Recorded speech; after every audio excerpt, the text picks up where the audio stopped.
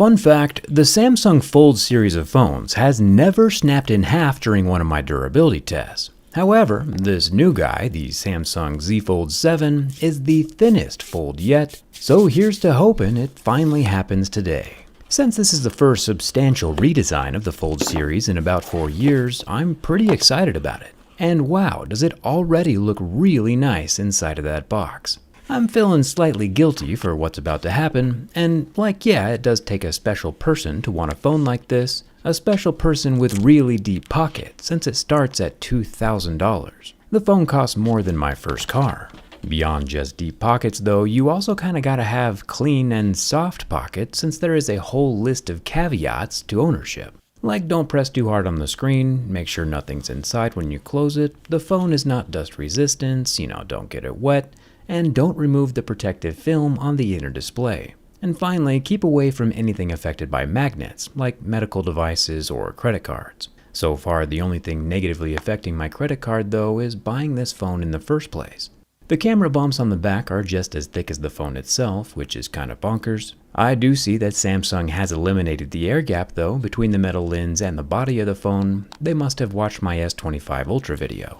Sorry not sorry. But besides that camera bump, the thinness of this phone is wild. I do not foresee this thing surviving on this planet for more than a few minutes, and I do think Samsung has finally gone too far. I'll lay the phone flat to check the scratch resistance of the screen, and I'm using the term lay flat loosely here since it's not flat and rocks harder than Van Halen back in '84. The purpose of this scratch test is to see what the exterior screen is made from. Plastic scratches at a level 2 or 3, glass scratches at level 6, and sapphire screen smartphones scratch at a level 8 or 9. Thankfully though, since Samsung is using Gorilla Glass Ceramic 2 on the outside screen, we start seeing scratches at a level 6 with deeper grooves at a level 7. Very normal compared to other flagships like the Pixel 9 or the iPhone 16 Pro. When we get to the inner screen though, and this is where unfortunately I must be the bearer of bad news, the inner screen has not changed at all. Even though we are on the 7th generation of the Samsung Folding series of Fold phones, this Fold 7 still scratches at a level 2, which means anything and everything will cause permanent marks on this inner screen surface, including fingernails, pocket sand, and well, just about anything really. The good news though is that Samsung will include one free inner screen protector replacement free of charge within the first 12 months, and subsequent applications are available at $19.99. Regular people though are not allowed to remove the inner screen layer. If anything besides just the top layer is damaged though, the full replacement is around $589. So its durability is definitely something you want to keep in mind as you decide how careful you want to be with your new folding smartphone. You're not supposed to add any additional screen protectors to the middle screen or it'll mess with your crease and cause permanent damage. You can, however, add a screen protector to the exterior screen to help protect against impact and scratches that occur while it's closed, like this easy to install Prism 2.0 screen protector from my channel sponsor Dbrand. The fun little Easter egg in the box is that Dbrand includes 2 screen protectors every time, and even in a dusty environment like my desk, the first pull on the inner plastic removes any dust particles that might have been on the screen. I can then rub it a few times in the middle for good measure, and behold, the glass is perfectly installed every time. Dbrand sells this actual glass prism protection for pretty much every mainstream phone, and I'll leave a link in the description so you can get one for yourself. Protection is always a good thing. I'll just put the glass dust right back into the sand pile, since glass dust is just sand anyway, and I mean technically we're all just made of dust, but we don't need to get too existential just yet. The sides of this blue shadow colored Fold 7 are anodized aluminum. The fingerprint scanning power button is made from plastic, but the volume rocker is made from metal and removable. Not too big of a deal if it comes out though, since it can just be popped right back into place. The top of the phone has its dual noise cancelling microphone holes, the upper stereo speaker slit, and a SIM card tray, with no room for expandable storage, which is a bummer. The spine feels like more of that Armor aluminum. Samsung says this new Armor Flex hinge is 27% thinner and 43% lighter, which makes me 100% more confident that it's gonna snap like a pretzel. The bottom of the phone has 2 more microphones, the lower stereo speaker, and our 25-watt USB-C 3.2 port.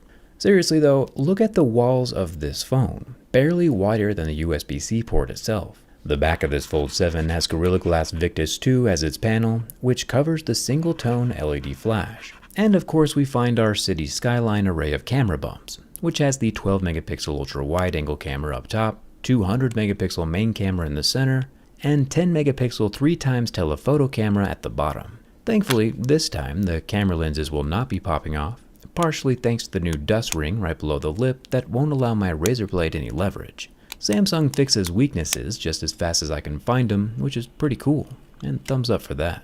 Under the front external display, we find our 4th 10-megapixel camera safely protected by glass, and on the inner screen we have our 5th hole punch style camera that isn't hidden by pixels anymore. It's only protected by that ultra soft flexible plastic, which is, about to go through some things. Even though the on-screen warning said that the phone is not dust resistant, officially it does have an IP48 rating. The 4 means that it's protected against solid objects larger than 1 millimeter in diameter. The 8 part of the IP48 pertains to submersion in liquid. Obviously we're just focusing on the dust side of things at the moment, and since here in the USA we don't know what a millimeter is, I'm just hitting it with everything I got, even sprinkling the dust specs directly onto the hinge.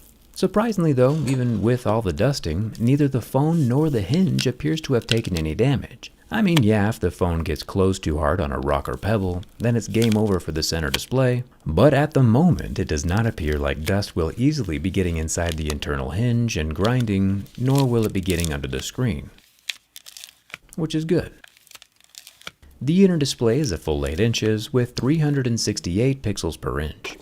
Supposedly there's a titanium backplate adding support, which hopefully we'll see in a second. The 120Hz 2600 nit AMOLED screen does permanently burn in about 10 seconds. So if you send a lot of fire text to the ladies, you should probably keep those to a minimum. The exterior screen is 6.5 inches with 422 pixels per inch, but it has the same 120Hz AMOLED panel that burns at around 15 seconds, and does not ever recover. Now, since I know this Fold 7 is living through its last few seconds here on Earth, I just want to see what it looks like with my teardown skin installed before it's obliterated. Kind of a sneak peek, if you will, at the insides before the insides become its outsides. Nobody paused this though, it's just a peek, and I think it's glorious. Enough procrastinating though, it's time for the final boss, the bin test.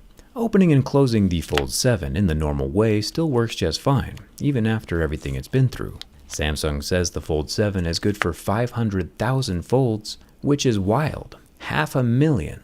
Theoretically, you could bin this phone 100 times a day for nearly 14 years and it'd still be okay. But what about one binned horizontally?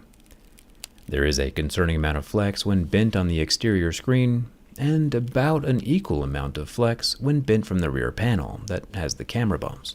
And if it has this much flexing motion while closed, I can already taste the carnage that's about to unfold when we bend it backwards while it's open. And it's time for the first bend.